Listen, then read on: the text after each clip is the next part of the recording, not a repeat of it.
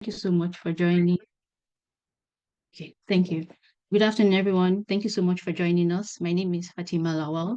I am serving as the mental health officer for the Nigerian Student Association at Purdue NSAP.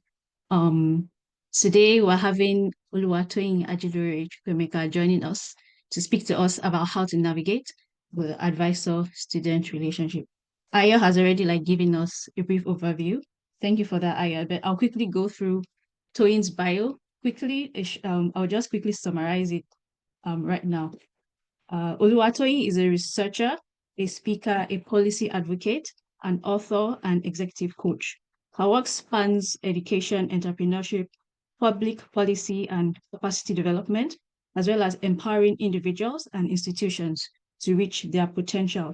Toyin is the founder of OAC Coaching, where she supports visionary professionals in building higher levels of purposefully productive and well-positioned lives.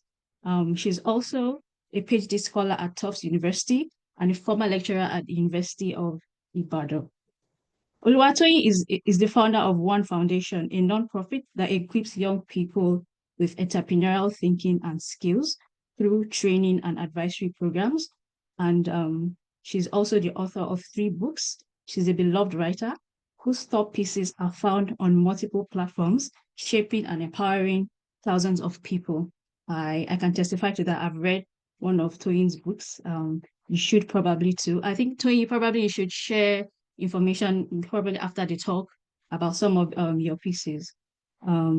Lastly, Toyin has won so many awards. Among them include the Tufts G. Beans Innovation Fellow. She's also a Tufts Provost Fellow.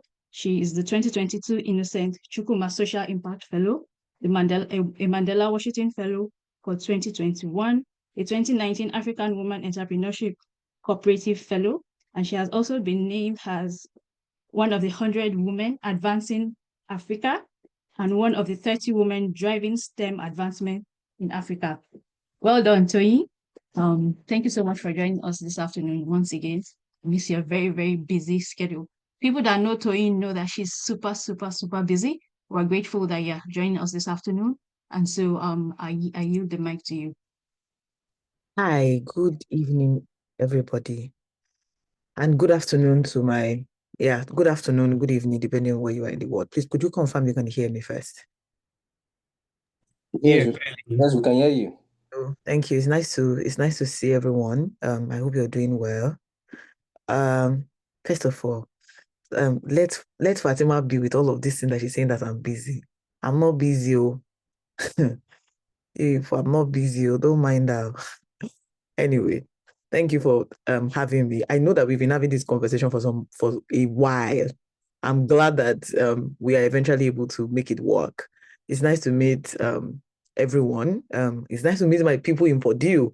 I feel like Purdue University is one of the schools that I actually know a number of people. I can see Joel's face. Hi, Joel. It's good to see you. Purdue University is it feels like a place where if I ever come there, it will feel like a second home because I know a lot of people personally there. And I'm also aware that a number of people are joining us from other universities, even some people from Nigeria. Thank you and welcome. I think I'm able to pin myself, right? Can I spotlight myself? Yes, you can. I've made your goals. Okay, and then I'm able to share my screen. Perfect. Thank you. So we're going to try to do this as quickly as we can. So that okay. Please let me know when you are able to see my screen so we can just take it from there. Yes, I can see. Perfect. Thank you. So good afternoon, good evening, I doubt anybody's in the morning. Miss Divine 50%. Okay. Good afternoon, good evening. Sorry, I need to put my phone on silent. Someone is returning a call they were supposed to return yesterday. I called the person was supposed to return the call. He told me he was going to call back yesterday and he's just calling me back. So I have every right not to pick it. Yeah, anyway. So today we want to talk about advising relationship. And I should probably start out with a bit of a disclaimer. in the sense that I'm not coming to this session really trying to sound like an expert on this matter. I'm not trying to sound like, oh, I know all of the solutions to all of whatever problems you might think you might have with your advisor. Trust me, I don't. Nobody does. Nobody actually does. And my goal is to make this a conversation, to make this something that, we are all able to share our thoughts. I have thoughts I want to share, but I'm also going to be hoping that, these are things that we can all contribute to based on your experience and all of that. I'm a grad student too. Of course, I've been an advisor, which has sort of put me in a very interesting position in the sense that being someone who have been a former faculty, I've been in an advisor role for undergrad student. Yeah, I was privileged to at least supervise two set of students, over 2 academic sessions. So I sort of have that wonderful balance between being an advisor and being an advisee now myself. It's a long story how all of that happened. Anyway, so my thoughts are sort of built over experience on both ends. Experience on being an advisor myself and also being an advisee. And when I'm saying advisee, I mean advisee for a long time. Done 2 masters, done an undergrad. So I've spent my fair share time in school. That's on one side. But aside from my own experience, some of these things has also come from observations of trying to understand. I'm a very observant person. It's one of the ways I learn about the world. So trying to see what makes the difference between, say, my experience and someone else's, or even maybe within my lab. I'm noticing that 2 people are having 2 different kind of experience with my same advisor. What might be making this difference? Do you understand? So some of these things are built, some of the thoughts I'm sharing today are built over that sense of experience and observations over the last few years. And I would try to be as specific as possible, but my goal was to sort of talk about this on the foundational level in such a way that we can then each sort of find which of these sort of works for you and then begin to put it in your own context. Yeah, so you're able to put it in your own context. Because of course, it's probably impossible to speak to the context of every single person here. So let's start with this. Let's talk a bit. Let's start with this picture. I want you to spend 1 or 2 minutes looking at this picture. And I want you to tell me what you think of it. Please use the chat. Anybody that have ever been in a session that I am speaking, you know that this is what I do this a lot. I like to hear back from people. I'm never here to just talk at people. I always love a conversation. I saw this. It's supposed to be a comic thing. But I saw it, I was like, I think I'm going to bring this here and hear what people think.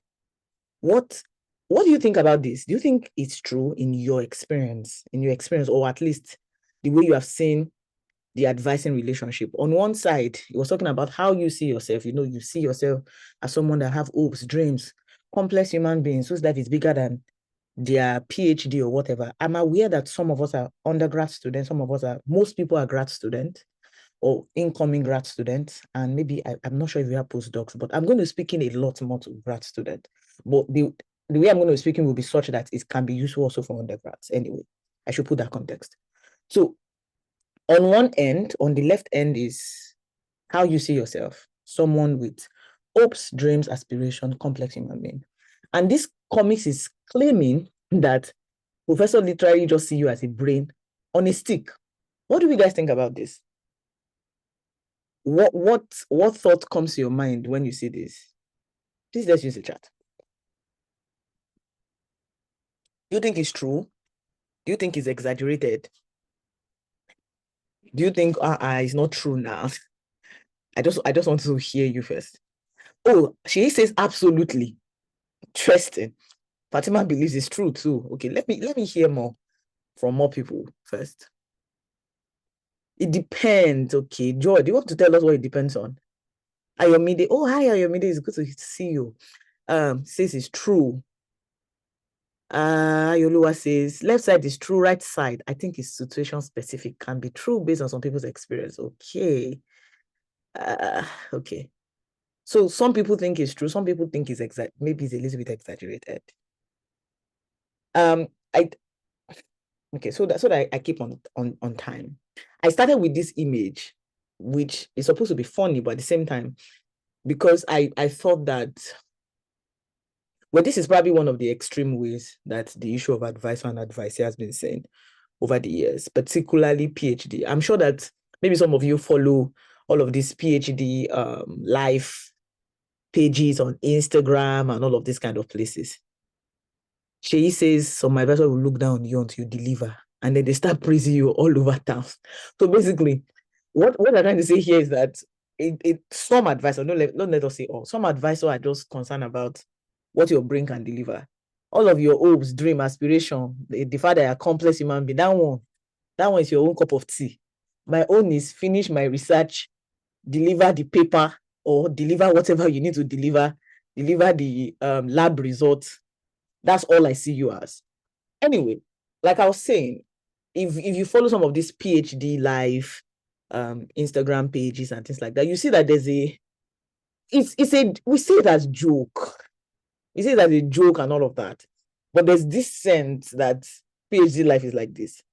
Like, it's hard, is not just hard, it's hardwork. Like, it's almost like it's hard every day and with no hopes of getting better. And part of the hardness is the fact that you have to deal with people who don't realize that you have a whole life that is not just about, you're not just a student, you are a whole human being. And your studentship is just a part of your life. I know that many of the jokes and things like that around all of these issues have been along these lines. And honestly, the truth is, okay, don't let me say the truth. What I have observed is, just like our answers here are very varied. Some people think it's true. Some people think, maybe not true. Maybe it depends. I feel like that's the best way to look at it.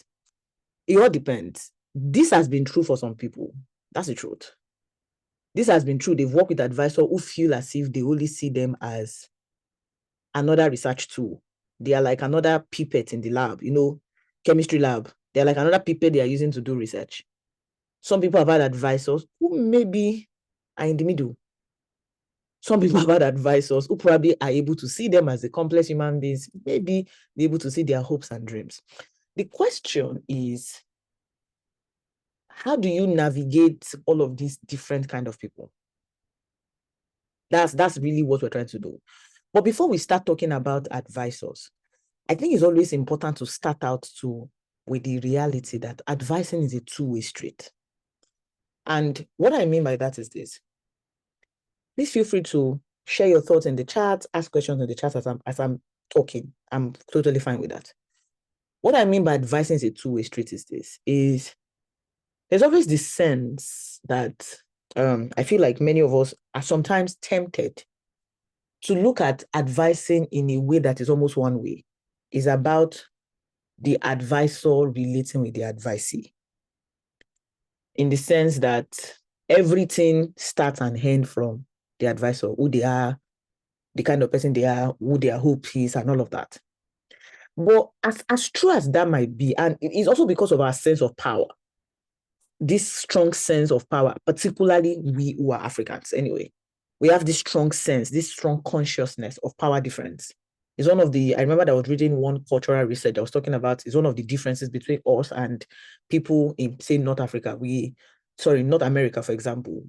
Our sense of respect and power difference is really baked into our subconsciousness. So if you come from that perspective, there's a way that we can treat the advising relationship subconsciously in our mind as something that everything comes from, is a top-down thing, so everything comes from above. And we might not remember that there's also a bottom-up part of it that influences how the top-down works. And this is where I'm really starting. If the first thing I'm able to do with this session is to help you see that it is not just about how your advisor relates with you, it's also about how you relate with the advisor. That both of them are actually, the advising actually works in that two-way street.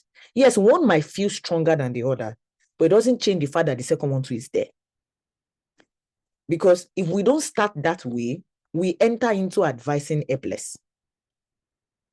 If we don't start with that consciousness, we enter into advising with a sense of whatever that there's a Christian song that says, whatever my Lord, thou hast taught me to say, it is well with my soul. There's a way you can just enter it with that mentality if you think it's just a one-way street. You can enter with like, once you have entered, whoever the person is, however they are, you are kind of stuck. So you are completely dependent on their person. In a way, I can understand why, like I'm saying, all of the power circle, of course, they hold the higher power. Some of them are the one paying you. If you're a grad student and it's on stipend and all of that, there's a lot of reasons why you might feel that way. But we must start first by retaining a strong sense of the fact that we contribute to the relationship and we contribute to how the relationship actually happens on the everyday. That's the first thing. The meaning of what I'm saying here is that how you show up matters. It matters how you show up. Trust me, I'm aware that there are different kind of advisors. But before we even start talking about the advisor, that like I said, let's start with you. You need to put in your consciousness. We all need to put in our consciousness that how we show up, it matters. Regardless of the kind of advisor. And I will talk about what I was calling like a category of advice. I'll talk about that as I continue. But it's important that I start this. And the reason why I'm saying how you show up matter is this. You know what it means to be like a student driver? Yeah. You know what it means to be, when I've never learned to drive, like officially, but of course, I've been involved in when I saw my husband learning to drive and all of that, a little bit. And at least I have a sense of it from afar. And I feel like the advising thing, what I'm trying to say, is best captured in that analogy. The idea of a student driver is someone who is learning, right? They are learning how to drive. Someone is telling them, do this and do that. But it doesn't change the fact that they are the ones at the wheel. Do you see? It's a very interesting dynamics in the sense that they are being told what to do, but they are the ones at the wheel. So technically, what they do affect, do you understand? What they do affect what happens. So it's not just, you don't say, oh, maybe I hit the car because the person told me. It is also because even if they told you, you use your hand to turn the steering towards that direction too. You contributed. That's my point. And I thought that's a very good illustration to use to explain what I'm saying first, because it's an important foundation to lay. That, think about your relationship, this advising thing, as a student driver analogy, in the sense that you are sort of subjected to someone who is teaching you what to do, who is showing you the ropes. But what actually happens, you have an influence on it too, because you are the one at the wheel. So you see, the lady is at the wheel, the guy is pointing and saying, go this way, but she's still the one at the wheel. And we need to retain that sense of a bit of control, a sense of a bit of power in this relationship, for us to be able to then say, how then do I navigate the advising relationship? I don't know what your own story has been, but I'm sure that whatever your story has been, you've had a wonderful advisor, you've had not so good advisor, you've probably, your story, and I'm sure you probably know of one or two other persons. You've heard different kind of stories. We are all aware that this advisor thing is like they're on a spectrum. There's the good, there's the bad, there's the ugly, right? And there might be just the idea that, look for a good advisor. Look for a good advisor. I remember that I was putting on my status when I was trying to talk about this program yesterday. On my status, I was saying that one of the first advice that someone gave me when I was trying to make my grad application, was telling me then, which I thought was weird as at the time he was telling me, to above every other thing, prioritize a good advisor. Forget school name, forget school ranking. I'm like, how will you tell me to forget school ranking? Are you joking? And it was like, that's the most important thing. But looking back now, I understand what he's saying. But the idea is that there's also the balance of it, of knowing that whatever your advisors fall in the spectrum, how you show up, how you sort of hold this steering, also eventually makes a difference in what your experience eventually looks like. regardless of the place your advisor fall into in the spectrum. So my goal is first of all to talk about the fact that you have agency, a bit. Yeah, it might not be a lot, but at least you have a bit of agency. Then we are then now going to talk about the different kind of advisor, and then ask, how do you then use your agency to deal with this different kind of advisor? Does that make sense? So establish the fact that you have agency. Establish the fact that although you are the student, but because this is a student driver analogy, you are still holding the steering. And then say, what then happens? What kind of drivers might you have? What possible categories of drivers might you have? And then how do you use the agency that we have established that you have to deal with these different categories in a way that maximizes your experience? And I keep using that word maximize because maximize means at least make your experience the best it can be, or at least the least worst it can be. Because the truth is, some people are in really terrible situations that their agency might not necessarily put them in the best position, but at least it will put them in the least worst position. Do you understand? Like the least worst position. It's just, how do we manage the agency we have to get as to make this as good as we are able to? Up to this point, please, do we understand what I'm trying to establish? I'm trying to establish the direction of this and almost like a foundation of knowing that you have agency. Up until this point, please, what is standing out for you? I like to really ask that as a way of, what is standing out the most for you right now before I continue? Do you want people to speak or do you want them to use the chat? Use the chat. I think it's always easier that way so that it doesn't sort of disrupt, so that two people will not be speaking over each other, that kind of thing. Okay, thank you, Ayolua. Says, understanding that I have a role in this advisor-student relationship. Okay, thank you. Student driver is standing out the most for Joel. Okay, thank you. Thank you. Perfect. I'm still looking into the chat though, but I'm going to move forward. So if we have already established that you have agency, what kind of drivers might you have? Okay. I still have power, even though I'm a student. Okay.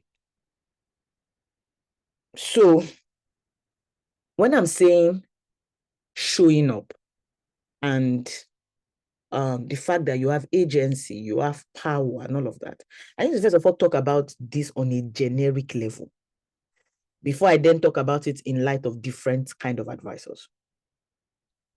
So when I say showing up, I don't even mean showing up in the sense of placard.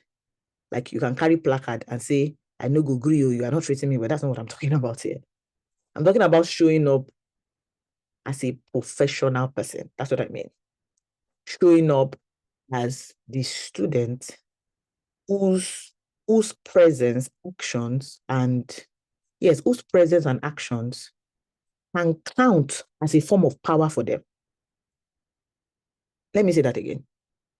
The idea here is showing up in a professional way such that your presence, your actions, your reactions, the things you do, how you present yourself, and count as power that you can leverage in the relationship. That's what I mean. So, talking from that perspective, there are three main things. There were like three categories of things that I felt like when I'm talking about this kind of showing up, you need to actually use to do this showing up. And I'll explain each of them. The first one is what I'm calling ownership. Showing up with a sense of you know what you are doing. And I say that simply, but the interesting thing I have found, which is always interesting to me, is that, and I'm trying not to be generic here, but I found that particularly for us who are Africans, and I'm speaking specifically because I'm speaking to the Nigerian Student Association, for us who are Africans, particularly have studied in Nigeria, we studied in Nigeria, there's a way that education was done to us. There's a way that we enter into academic relationship, throwing away our ownership really quickly. It's not something that we do consciously. It's almost like part of the mishap of our education system, but it's true.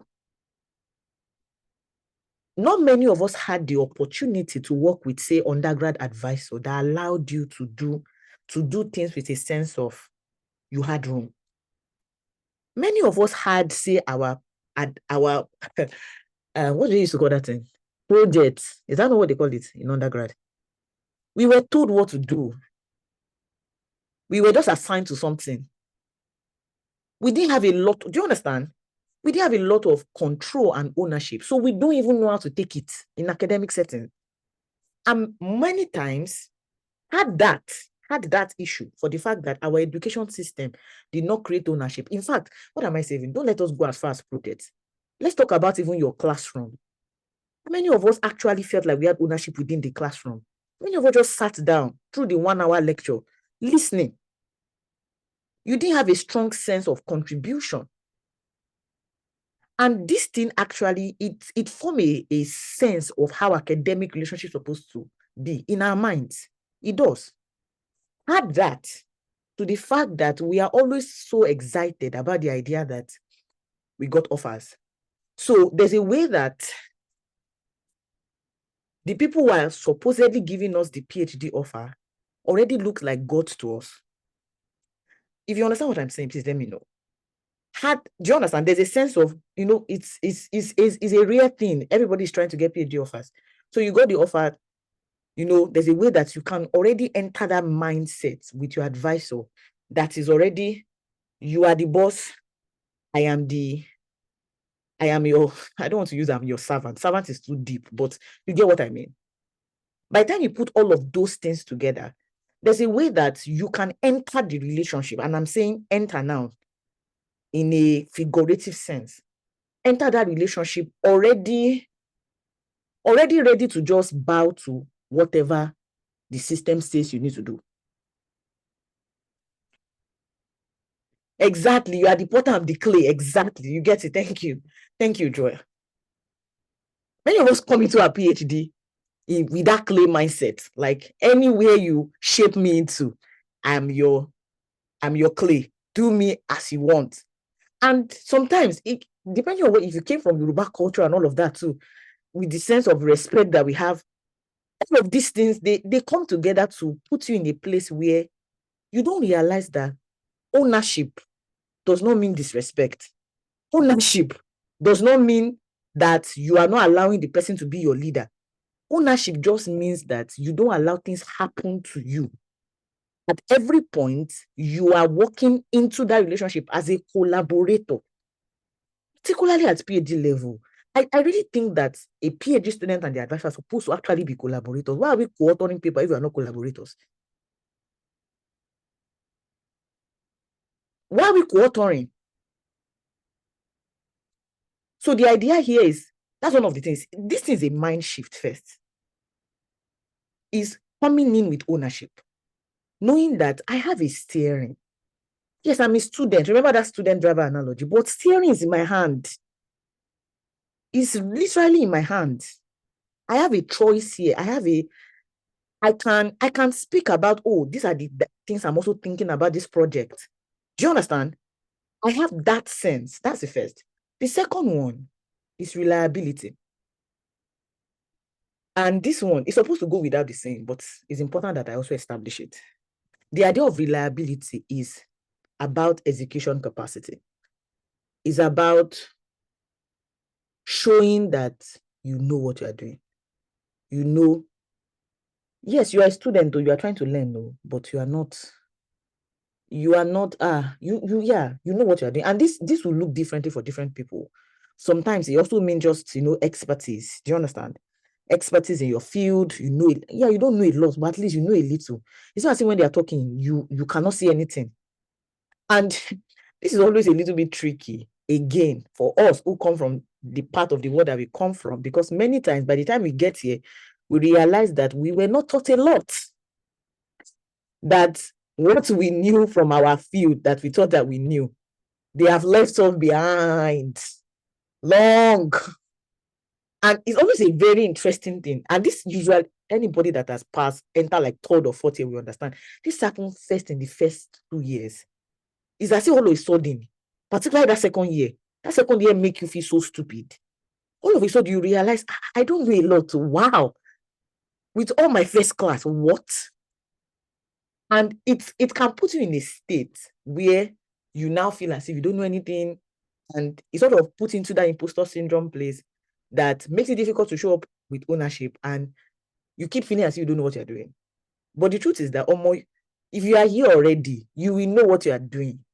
Whatever way we are going to make you know it, you will know it. But the point is, you have to have that doggedness first of, I will execute. And when I'm using the word execute generally, because I'm a productivity coach, in the sense that whatever needs to get done, I will get it done. If I need to go and learn, if I need to go and do extra work to be able to, show up with the expertise that I need to show up in this field, I will do it. The third one is emotional maturity. This one is a very interesting one because this one is a very interesting one because let me just read it out, what I wrote. I said, relate with your advisor as you see them, not as you want them to be. Let me give a quick example. Some of us were privileged. No, not privileged, actually. It's not privilege. The chances that this happened to a number of people is probably high. If you went to maybe an undergrad school, maybe UI, OAU, whatever, maybe you had an advisor. There's a way that, I'm trying to find a way to say this. Okay, let me say it this way. There's something that my MSc advisor in Nigeria used to say. He used to say that lecturers are loci parentis. Loci parentis means like parents in something like that. The idea is that they are supposed to act like your parents in school. So there's a way that the relationship between if you have a good one, advisor and student can be this almost daddy is my mommy kind of relationship, right? If you know what I'm saying, you know what I'm saying. You know that we easily enter into that father figure, mother figure in Nigerian education system. We easily enter into it. In fact, the older lecturers sort of demand it from us. They want you to respect them as your mom and almost like your mother and your father and all of that. And we sometimes don't really realize how much that thing has kicked into our mind. So we get here, and your advisor is nice, but they don't ask you personal things. And you can be thinking they don't like you. Do you understand? But they actually, the culture here is so different that they don't feel a need to be your friend to be a good advisor. So some of us expect them to be a certain way for us to be able to think that they are good to us. But they don't have to be. So it's really looking at this person that I'm dealing with. What kind of person is he? How do they show up? Even in their goodness, how are they? I have a very good advisor who does not think he needs to ask me certain things unless I'm ready to talk about it himself. It took me time to realize that it was out of respect. So if I'm ready to talk about it, he's ready to talk about it. But if I don't start that conversation, he does not ask. So if I'm thinking from the way my MSc advisor was, like, oh, that one, every time you even ask me if I've eaten, and I'm thinking this other advisor is not asking me that way. There's a way that I can quickly think that, oh, it's a bad advisor, but it's not. So is this an issue of emotional maturity, or being able to know, what am I dealing with here? And what is the best way to deal with it in a way that works for both of us? So let me rephrase again. I'm already looking at my time. There's a part of ownership, there's part of reliability, there's part of emotional maturity. You see that those are if you actually have these three in your toolbox, regardless of who you are dealing with, it has put you in a place where your agency will show. They themselves will see that, you are, do you understand? Your agency will show, and at least it can give you a little bit more control in the experience that you're having. Or at the very least, not just in the experience you are having, but also as you interpret the experience. Because sometimes it is not really the experience that is the problem, it's how we are interpreting it. Two people can be dealing with same experiences, and their way of interpreting is very different. One has an empowering way of seeing it, one has a depressing way of seeing it. Same issue, very same thing. So now let me move.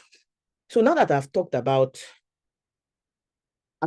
about us, let's now talk about advisor, because advisor they are not the same type too. Let's not lie.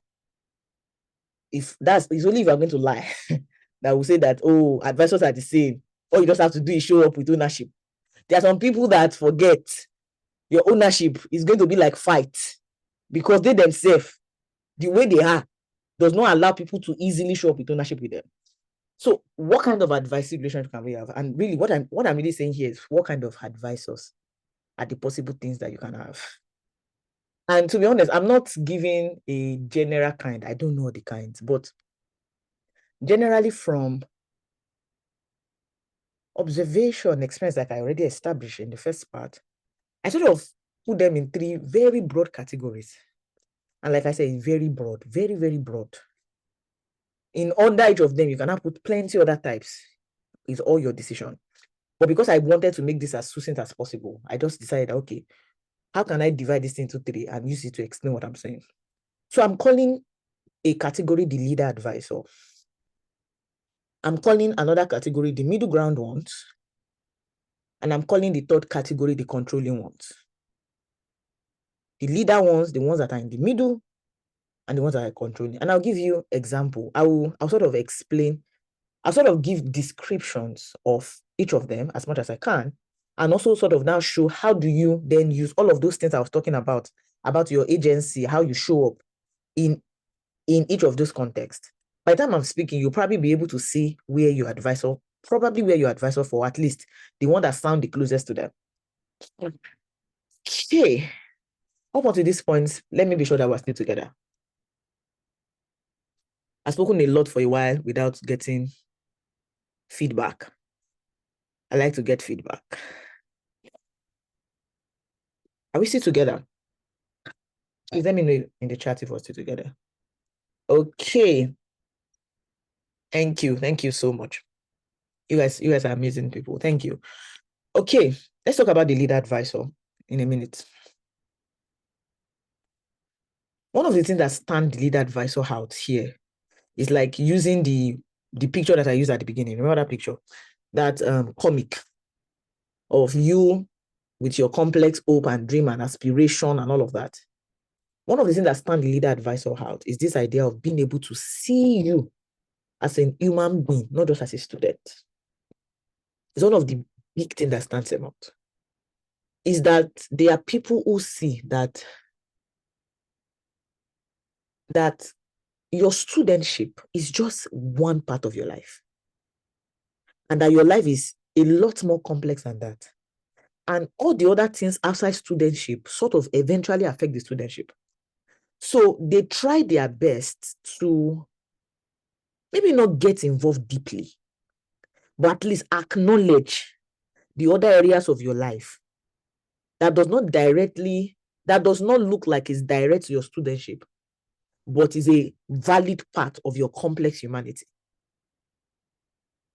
That's one of the things that stand them out. So advising with them usually eventually gets more relational than academic. And as I'm saying it, if you have that kind of experience, you know what I'm saying. Because it looks different for different people. That's just the truth. Some of you have advisors who are concerned about, what's happening with if you're in the US, like in Purdue, they ask, they are concerned about what happened with your visa status, what happens to you in summer, in case your funding does not get to summer. Do you understand? Before summer comes, they're already asking you questions like, okay, what are the things you might apply for? Do you understand? They are able to see, they see you beyond that brain and stick. They see you beyond that. Somebody already said that my peer has left the chat. I am so sorry. I'm sorry to hear that. I'm really sorry to hear that. That's the thing. Ask about my baby always. Exactly. Those are the kind of things I'm talking about.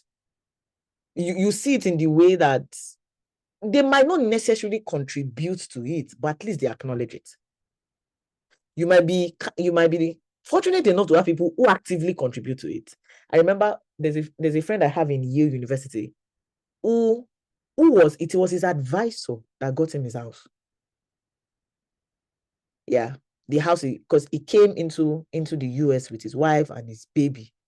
His advisor got him his house, His advisor, I'm not sure if I'm saying this right. Either his advisor was the one that got him his car too, or something like that. It was such an interesting story. I remember how one of my friends was an advisor that came to come and pick her at the airport, got her all of like cooking utensils for her house, plates, pots. It was so interesting.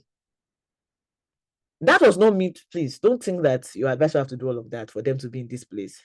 Oh, I'm seeing a number of people that are saying interesting things. Yes, the advisors who care about birthdays. Yes, there are people like that. Some people don't. I'm trying to be careful not to put a sense of they have to maybe call you on your birthday for them to be this kind of advice. No, I'm not saying that. I'm saying at least they acknowledge that your life is bigger. They might not know all, but at least you see them go a little bit beyond just the academic responsibility that is between both of you.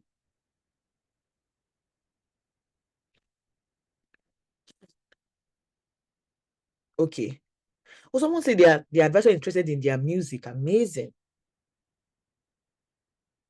What these people are interested in is not just to get you to finish the paper, write paper, submit. They're actually interested in helping you cultivate leadership.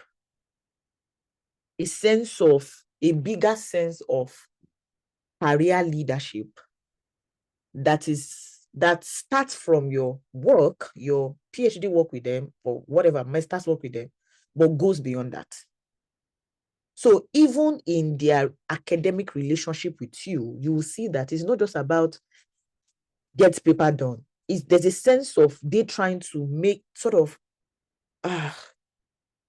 contribute to building you into almost like this person who can then go off on their own. Do you understand? And because they are like that, they are always they are ready to sort of exchange control with you. Like they are ready to let you try things out, bring ideas into your own research. You don't feel as if your work with them is just about whatever they tell you you do. You are an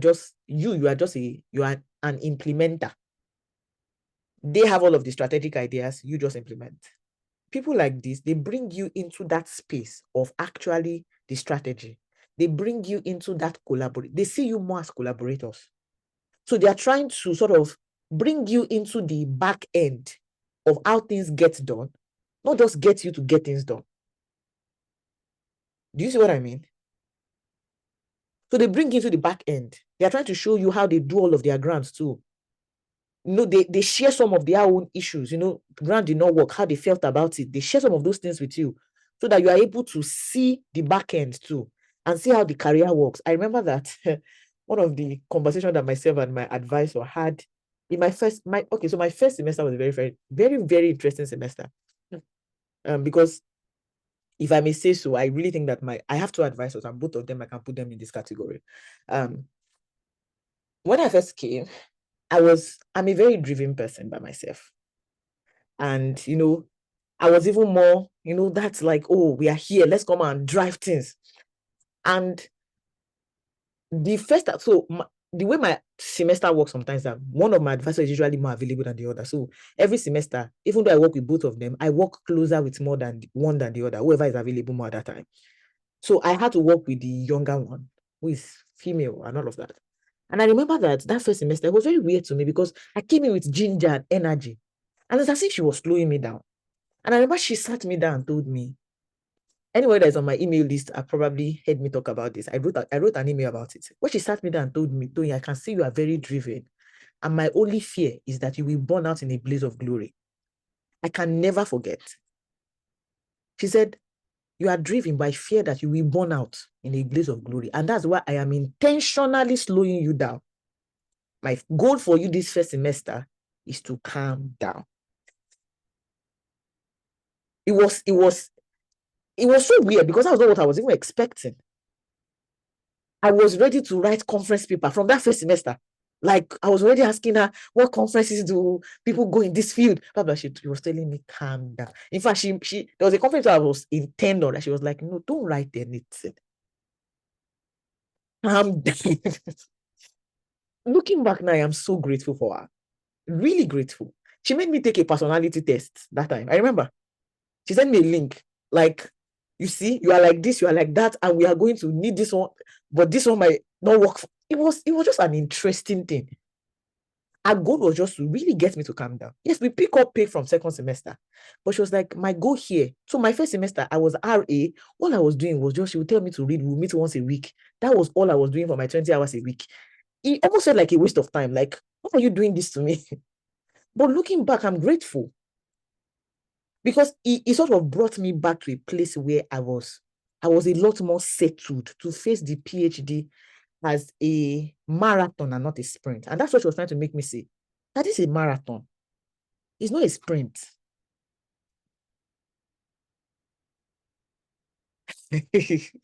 Anyway, the burnout statement. Oh, what I said, what she said to me was that she said that I was driven, but that she feared that I was going to burn out in a blaze of glory. That's how she said it.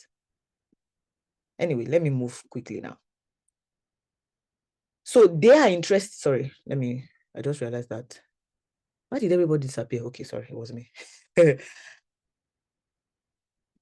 I've said all of these things, you think that it means that, oh, these advisors are so great.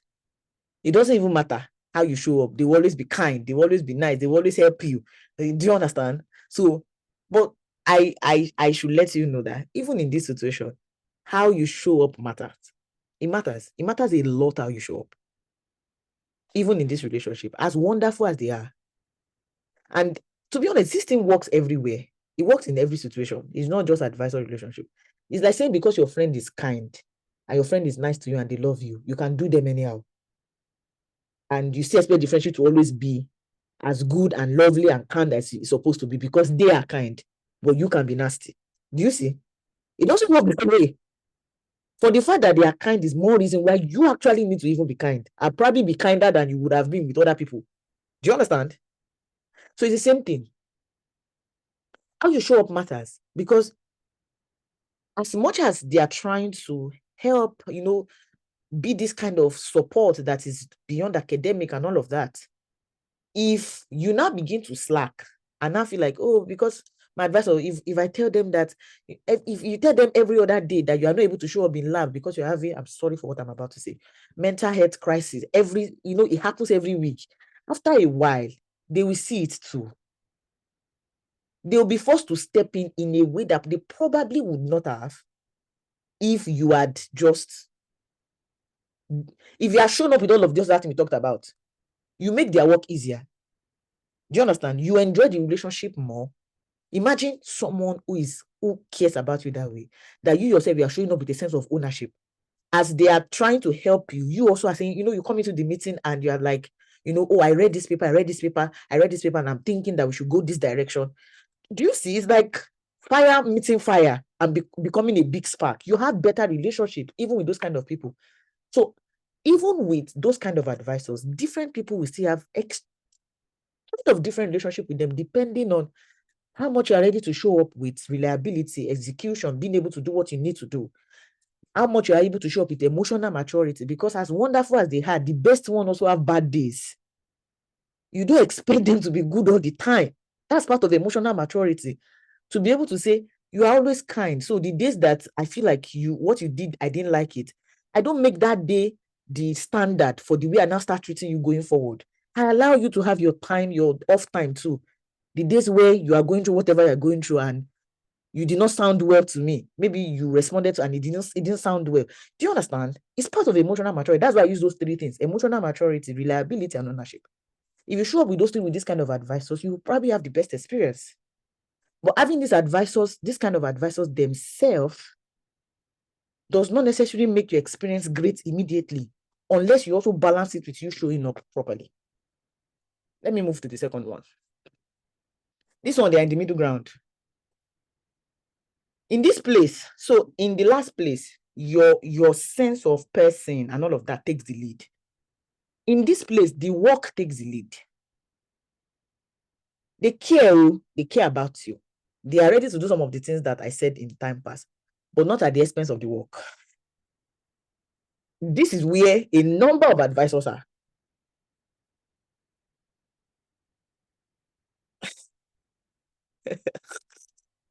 I'm saying what Oluwaseun Smart is saying. In this situation, they care about you, but not at the expense of their work. The work take the lead. That's the truth. In this place, yeah, what happens to you in summer, but that's after they have ensured that everything you're supposed to deliver before summer, you have delivered it. Do you understand? So here, of course, here, how you show up directly determines your experience. Because if you show up understanding that if I do the work well, this person does not mind being all the lovey-dovey. Do you understand? You already know your answer. Some of you had advisors like that, and I'm sure that maybe more people will be able to relate with this, where it feels as if, they are nice to you some days. It looks as if they are, especially on the days that they feel like you are delivering what they ask you to deliver. There are advisors like that. When you deliver what they want you to deliver, they look like the kindest, most gentle, angelic souls. They've shown you their hand. Don't fight it. Don't be trying to now say, no. Work with what you are saying. So remember, emotional maturity. You work with your advisor the way you see them, not the way you want them to be. Work with what you are saying. You can see that this person is nicer to the people who they think, they are doing their work where they are showing up with expertise. They bring ideas into the lab. Your question should be, how do I be that kind of person? It means if you be that kind of person, your experience with them is going to be greater. They have shown you their secrets. They are nice, but their niceness has a bit of condition. Like, I'm nice to you, but I'm thinking of my work first. There's no need to be, it's naivety. Big naivety to be trying to make them into great, leader, advisor. Leave them. You are not God. Don't work towards changing them. There's no, you see that work of trying to change another person, leave it for God. It's not your capacity. You don't have it. Work with what you see. And you already see it in the way because most of the labs now, you're not the only one. You can see it in the way they are doing with your senior colleagues or something like that, the postdocs. Usually, in the midst of, if you know that even in terrible labs, some people are having experiences that are not so bad. You should look at, like, what are those people doing that is making this advisor not go gaga with them? And how can I be like that? That should be the question. After you are done, you cannot be thinking about their character and all of that. But you see, that character is not your business in that instant. Your own goal is to walk through this relationship unscarred. And that should be your goal. It's part of emotional maturity. These ones are ready to give you control. Only. That's what I'm saying. Their own thing is very conditional. Only when they can see that you consistently show up with reliable, strong expertise and self-leadership. If they don't see that every time they give you something, you actually come back with good, excellent results and all of that, they will continue to baby you. They will continue to micromanage you. So, you know that for these ones, these are the ones that you develop your expertise for. Because you know that if you have stronger expertise, you are able to get them off your back a little bit more. Do you understand? It's like, people used to say that if you want to eat with the devil, your spoon will be long. You get right? So the idea is, what kind of spoon do you need to work with this person? That's the idea here. I see Ayoluwa keep laughing. I feel like a comedian sometimes. But you get what I'm trying to say. I'm saying this thing like this because, we are each other's people. So don't let us see. Maybe if all of those provosts and those kind of people are here, I would have said it in more nicer, better touch English. But let's just be honest with ourselves. So let me move to the third one. Like I said, broad categories. The third one are the controlling ones. When I saw this image online, I was like, this is exactly the image that I need. This is exactly the image that this one is just a person who is using rope to control everybody. Yes. You see these ones, it's not the work that takes the lead, it's the ambition. And that's what makes this one a little bit complicated. Because sadly, there are labs where it doesn't even matter how good you are trying to be in terms of expertise and all of that. Because it is not even just about the work, it's about the ambition and a sense of control they have always wanted to have over people, over students and all of that. you will always have problem. And this is sad because I even know examples of people who are in labs like this. People, it's almost as if there's nothing you do that's always good enough. So you know that it's not just about the work anymore. It's about a person who has his own issues. That's the better way to say it. Who has, and sometimes I found out, I'm finding that usually when I hear stories like that, the question I used to ask the students is to find out a little bit if they can find out about that advisor's experience as a grad student. And I find that many times it's also because they had that kind of experience. So it has sort of give them a sense of how to do things. So it's not just about work getting done. It's about, they just have a crazy way of viewing life, an ambitious, a sense of ambition that is just, that consciously or unconsciously involve putting people down, making people below them feel stupid. I'm so sorry if you are going through that kind of situation, because it's not impossible that there are people who have that kind of experience here. They are focused on their own goals. And I'm saying their goals, not even the work. So it's not just about you finish writing the paper. Is that, where does that paper fit inside their goals? Do you understand? Their own larger goals. So there are things that they are annoyed with you over, that is beyond, that you are wondering, I've done what you want me to do now. But the reason why they are annoyed is that that thing is fitting into a larger goal that you cannot see, and something is going on with that goal. So they are, do you understand? They are reacting from that bigger perspective that you cannot see. But because you are contributing to it, of course, you get part of the reactions. It's a sad story, but it's true. Here, to be honest, I had to be honest when I was preparing this. Like, in this kind of situation, from what I have seen, your show up strategy here is only about mitigation. Yes, you show up with control, do your work well, have ownership, emotion. Maybe emotional maturity is the biggest thing you need here anyway. But really, it will really be about mitigating. Like ensuring that the harm that is done to you is not too much. Putting yourself in a place where you're at least a little bit shielded. Tony, sorry to cut you short. We are almost at 5 p.m. I don't know how much more time we Oh, have to I finish this actually slide. I can wrap up in 2 minutes. Okay. So Um, thank you, folks. We'll still be wrapping up. So, but we'll still be, Tony, are you still able to stay on the line for questions for folks that are able to stay back? Fine, absolutely. Okay. So we'll be staying behind for questions and answers. So if you're able to stay, please continue to be on the line. But if you can't, thank you so much for joining. Sure, thank you. So basically, I was just going to share general tips, but I've said all of these things before. The idea of aiming for a win-win, let them be human, don't expect perfection. Even the best one have bad days. Dealing with your own specific kind of advisor. And I already say, if you are in the first type or the second type, you want to show up in a way that shows that you are deserving of the control that you want them to give you.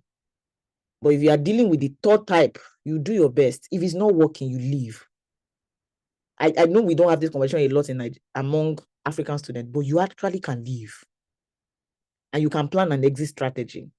Don't be afraid to ask for help, build a whole company of allies. I always advise that people have other people you can go to beyond your advisor.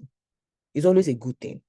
Postdocs, senior friends, maybe other professors is always a good thing. So show up in your department so that at least you're able to build those kind of relationships. There's always someone that you can run to if you need help that is beyond your advisor.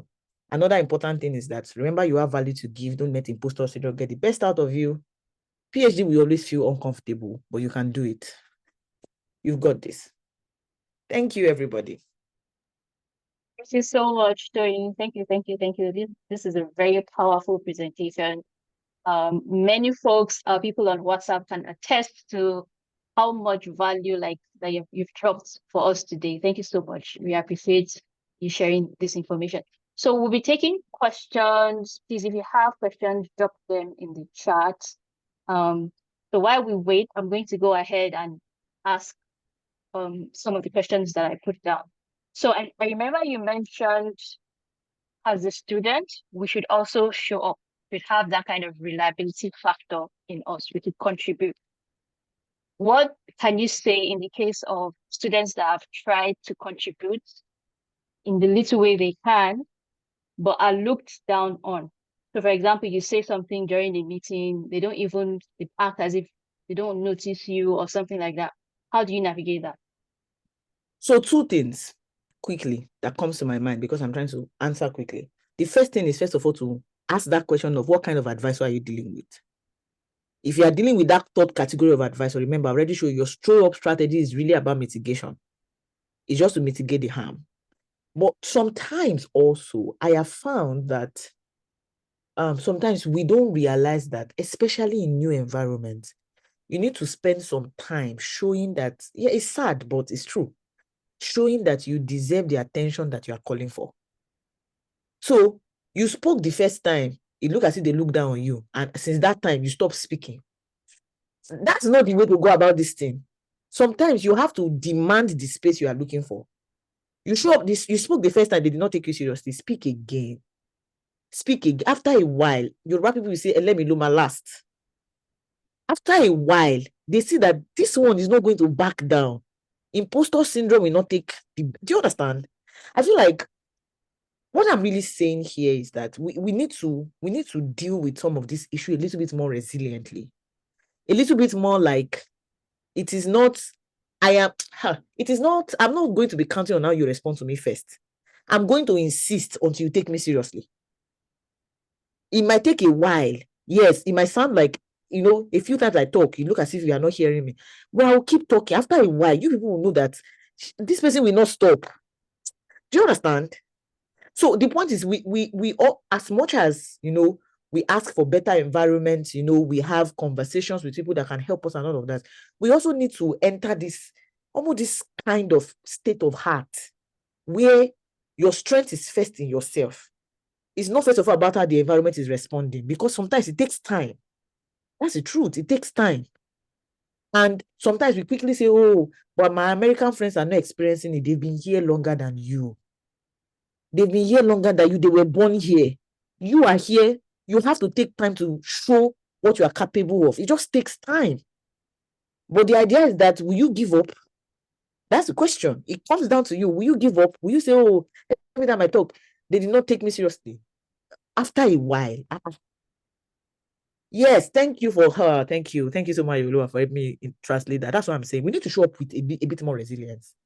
And stop, like I said, emotional maturity. Deal with the situation as it is, not necessarily as you want it to be. Yes, we want a place where they are kind to us, they listen to us. But if it's not happening that way, the question you ask yourself is, do I want the environment to get the best of me? Or do I want to insist to the environment how I want to be treated in this place? I hope that sort of helps answer the question. I saw Ayoluwa. Thank you. Yeah, I thank do you want to say so something. much. Thank you so much. I have a question actually. So you gave us three strategies that we can use to try to identify what category our own advisor belongs to and try to deal with them. So do you think there comes a point where even with all those three strategies, you just realize that you're not the best fit for this advisor and maybe it's time for a change? Or with those three strategies, you can always navigate your way through? I see what you mean. Thank you for saying that. That's actually true. I feel like this is something that we don't talk about a lot, but it's a true thing too. The fact that sometimes PhD shows you where you are not supposed to be. And I know that we've called this giving up and all of that, but sometimes it's not. It's just being honest and saying that, because no matter how kind your advisor is, if over time you begin to discover that you really don't have interest in the field you are working in, you will always have issues. No matter how, do you understand? Every day you are trying to do the thing is stressing your soul, because you rather, and you will know, you will already see in the way you are doing it, you prefer to stay 2 hours on WhatsApp. Every time you want to do the work is the time when you are looking for something else to distract you, because you are just trying to avoid it. This is no longer an advisor issue. This is an issue of really honestly, do you really want to be here? So there are times when the relationship sort of begin to unveil that there's a bigger issue here that is not just about the advisor. All of this I've talked about work in a situation where things like passion is set, you are ready to do, you are there, you are ready to do this thing, you really want to do it, you are ready to go the extra man of that. If all of those ones are not there, all these ones cannot work. I hope that answers your question, Yoruba. Yeah, it does. It does. Thank you so much. Thank you so much. We have a question here that says, how do you navigate a situation where your PI is too calm and allowing other committee members to take too much charge out of maybe respect for expertise? Oh my God, that's a very deep question. God of heaven. Okay, I will try my best. But I'm just going to trust God for wisdom, because it's always a terrible place to be when your advisor is actually behaving as a student too in the midst of your committee members. It's always a terrible place, I'm telling you, I can't lie. Because your advisor needs to be the one who has the similar power with other people in the committee, and so they can stand for you in certain situations when they need to stand for you. So I can't lie. If your advisor too is actually deferring, almost like a student, that student power kind of dynamics to your committee member, you're in a very interesting place. Two things. Depending on the kind of advisor that you have, you might have a honest conversation with them. And when I say honest, I don't say you should go and tell them you are behaving like student too. That's not what I mean, no. But almost like, there are times when you have to have, you also gauge how much you can say in terms of, maybe there's a sense of the way that the committee is not understanding how the direction that both of you are going. Do you understand? You and the advisor is going, and maybe there might be better ways to communicate it to them, just to make the person see that we are just bending to committee. If it's someone you can talk to. When it is not someone you can talk to, and you can see that they feel helpless, my sister, you're going to work with what you have. I mean, my brother, you work with what you have. One of the things I'm learning, and it's a funny reality for me, like I said, you work with reality. I'm learning is that everything, all of the dreams that I have about the kind of research I want to do, it's not only PhD that I can do it. I have a whole career in front of me. So even if in my PhD, I feel constrained that I can't get into some things I want to get into, I will work with the constraint. And I know that once I get that PhD, that can then give me opportunity to maybe create my own lab, do postdoc and all of that, have a bit more control. Some of those other ideas that I have in my head, I can go and do it there. Do you see? So the idea is, if worst come to the worst and you literally have to bend to the committee, maybe you have to do it. And no, that doesn't mean you are letting go of your dreams. It's knowing that I keep saying Yoruba people used to say, I'm sorry. Because all of this things keep coming to my mind. Yoruba people used to say something. And now, Ayoluwa, you help me translate again. If we want it, tí ọwọ́ èèyàn bá ti tèkú dáwọ́ kí n béèrè kú tó pa bàbá èèyàn, that kind of thing. It's understanding that there are times, Ayoluwa is laughing because I'm saying this one is too deep. I can't explain it. The meaning of that is that there's a time and space for everything. There are times when you ask for some things, and there are times when you can't do it yet, not because you don't have the interest. The idea I'm saying here is that there might be things you want to do, but the constraint might be too great. Instead of fighting the constraints so that you are now dragging your PhD, finish the PhD. It gives you power to be able to, enter spaces where you are able to create your own labs and then do what you really want to do. Many of these are our advisors themselves. If you see what they did in their PhD and what they are doing now, it's not the same. You can see that they themselves have to navigate constraint, do what they needed to do to get out of the space so that they can now have the academic power to then be able to do what they really want to do. Does that make sense? I've tried to say it in different ways, depending on the one that can work in your own context, since I don't have all of the full details. Yes, thank you so much. I have another question. So sometimes we see situations where some advisors want to kind of micromanage students, and that can be very annoying as a PhD student. So how do you think a student in that situation can manage the situation such that the advisor kind of frees the students rather than micromanaging? So the micromanage issue was something I was going to talk a lot about during the controlling advisor, but I didn't have so much time to talk about it. So the idea is, when you see your advisor micromanaging you, the first question you want to ask is, what kind of advisor are you dealing with? Because usually, if you are dealing with someone who is actually like that kind of leader advisor, if they are trying to micromanage you, it's showing you something. You are not showing up in a way that they need you to show up. So they feel a need to step up to sort of control you so that you can step up. But if it's a controlling advisor, you know that one is not about you. Is that's how they are. So you need to start from that assessment first. Because if you are dealing with an advisor that is either of the first two, it shows that there's something they need you to exchange for the control you are looking for. And you need to understand what that thing is. So let me give an example of myself. Over the last 3 years, I've seen that over the years, I've been able to grow my ability to negotiate time, space, and all of that with my advisor. And how was I able to do that? Showing up. So in fact, I am a lot more forward about my research, about the research I'm doing with my advisor than he is. So every meeting that I enter is me that is even telling him, so this is the direction we are going next. Like, do you understand? There's a sense of ownership that I've taken for the project that I am in charge of, that I see that it doesn't feel the need to ask me how is it going. Because every meeting is not him asking me, so what are we doing? I come into the meeting as if I'm the one leading the meeting. I do it all the time. Showing him, these are the things I've done. These are the things I think I'm going to be doing next based on some of this, and I just want you to see it.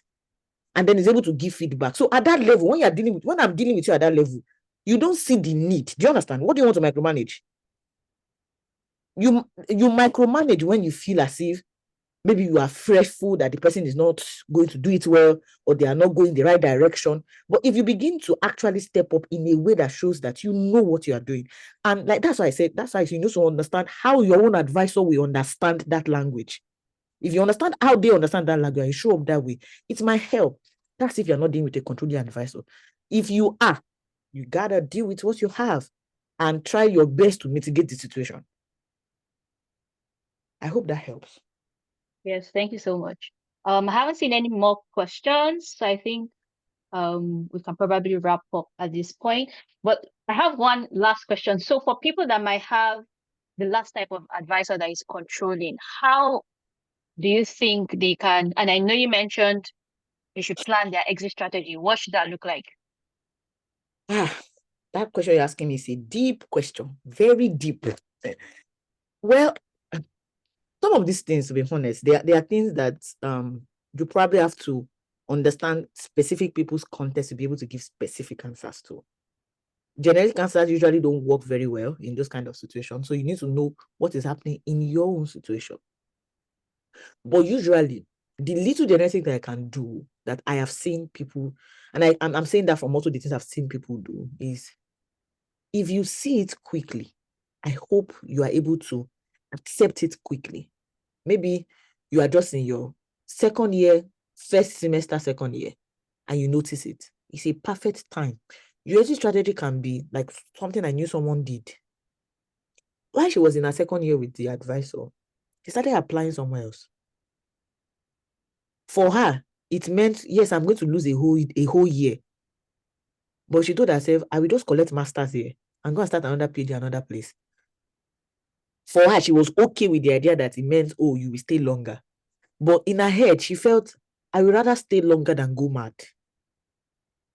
So while she was doing second year, do you understand? She was applying again. And then she got the admission. So she was, and it's even easier. Honestly, I think it's easier to apply from here than to apply from Nigeria. And if you're able to get admission from Nigeria, you can get admission from here. So by the time she was wrapping up the second year, she just moved from one school to the other. When she was not ready to go, the advisor was not trying to be nice and all of that, trying to do all of the things to make her serious. Like, hey, sir, nope, I'm done. Hey, it's not me. This is your narcissistic step that you have been doing. That you will be nice today, you are kind tomorrow. It's like switch. I don't know which one I'm going to meet. Every day I come to you, I'm not doing this again. That's an example. But the truth is that for some situation, it doesn't work like that. For some people, what they are able to do is switch, is move. If you are not in a situation where maybe you came in directly on the person's funding, if it's a situation where your department allows you to move, that's why I say you need allies. People you can have conversation with, and maybe they might be ready. Someone else is ready to take you into their lab. if it is a lab situation. So the idea is that it will all come down. And sometimes you might have gone so far. Maybe you're in your 4th year. You just need to endure it for another 1 more year. In your situation, you might feel like, okay, you just mentally prepare yourself that this 1 year is going to be hard. But I can already see the light at the end of the tunnel. So whatever happens, I'm ready to stay through this. So it really all depends. That's the truth. It all depends. It all depends. You might stay, you might go, and even your exit strategy might look like exiting the lab, exiting the entire school. It all depends on what your own specific situation looks like. Yes, Sheyi, I agree. It's always a stressful thing to deal with an advisor who is already under anxiety. I'm telling you. Because either they plan it or not, they will push that anxiety to you too. Yeah, they will. They will. So I also realized that there might be people who might be maybe interested in maybe connecting with me beyond that. And I had my LinkedIn stuff ready. I'm trying to see if I can just share that because I can. Okay, so while you're trying to get your handles, thank you so much everybody for joining us. I hope this session has been very beneficial. I hope you were able to get a few things that will be helpful moving forward in your respective places of not just school, even in your workplaces, anywhere where you're going to have that kind of superior person that you need to report to. I believe all these insights will be very useful. So thank you so much once again. Tony will be sharing her handles as well as I shared my LinkedIn, I shared my mailing list, and also shared my coaching brochure. All of those sort of gifts. I feel like those are the things that are relevant to the conversation here. I talk about some of these things sometimes in my mailing list, sometimes I talk about it on LinkedIn, and I have more closer relationship, even like I did with Fatima, that goes around coaching in terms of all of these things. Some people need like more deliberate, someone working with them hand in hand in their own situation. And I'm also always happy to also do that. I've coached a number of graduate students through some of these issues in time past. So yeah, that. I hope I'm yes, not. so please check out these links. I'm sure you're going to find useful information in any of these links. So thank you so much once again. I think we can wrap up right now. Thank you so much, Tony, once again. I really appreciate you joining us this evening. Thank you for your time. Thank you so much, everybody. Have a great evening.